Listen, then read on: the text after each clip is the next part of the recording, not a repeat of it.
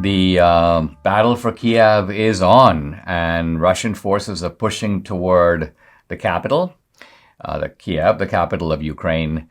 And according to U.S. intelligence estimates, it's not going to take them long to get it. They have deployed a ferocious force, 150,000 troops. They've got superior weaponry.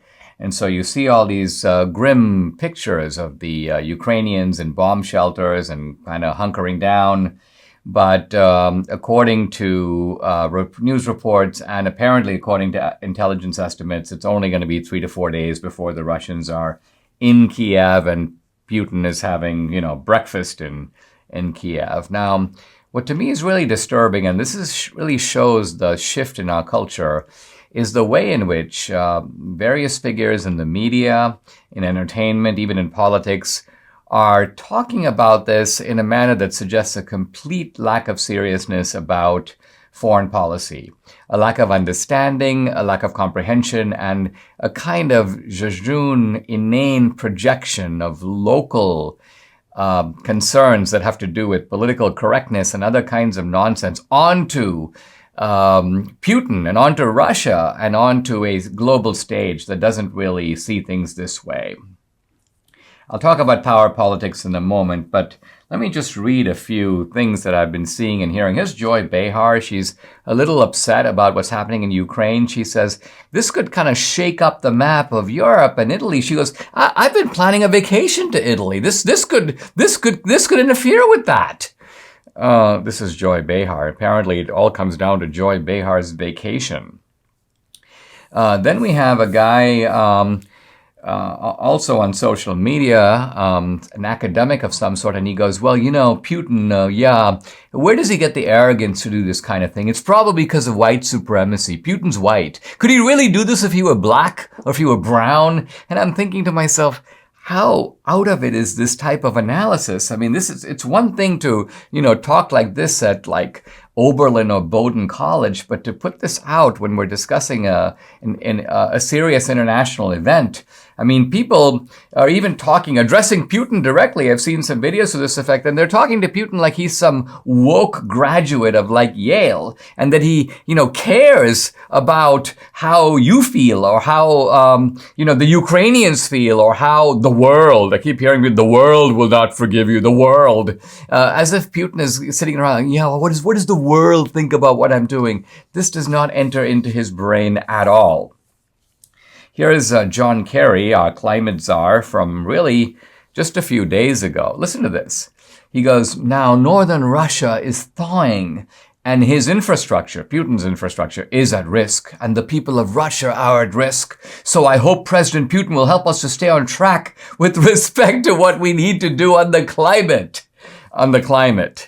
And here's the New York Times talking about the fighting in Ukraine. And what gets me is the second sentence. The first one is kind of normal. The fighting in Ukraine's east is forcing a mass migration to the west that is crowding mass transit centers and trains and jamming roads. But then comes this little rhetorical classic, this gem, quote, video images of the large number of Ukrainians on the move show few signs of face coverings.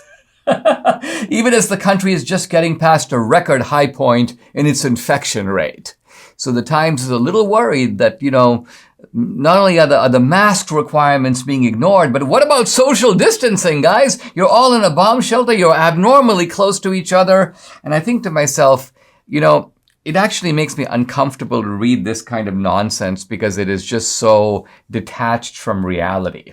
It's the mark of a certain kind of ideological derangement. Now, the left has been trying to portray conservatives as somehow pro-Putin. These guys are for Putin. No, we're not for Putin. None of us are for Putin. We want the Ukrainians to hold out. We want the Ukrainians to win.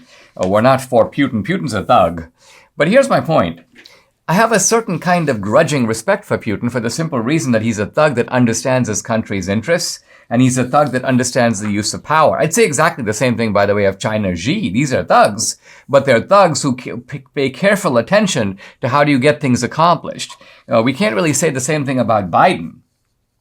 The problem here with the Ukraine is a bigger and deeper one, and that is that the United States has played very poorly the game of power politics.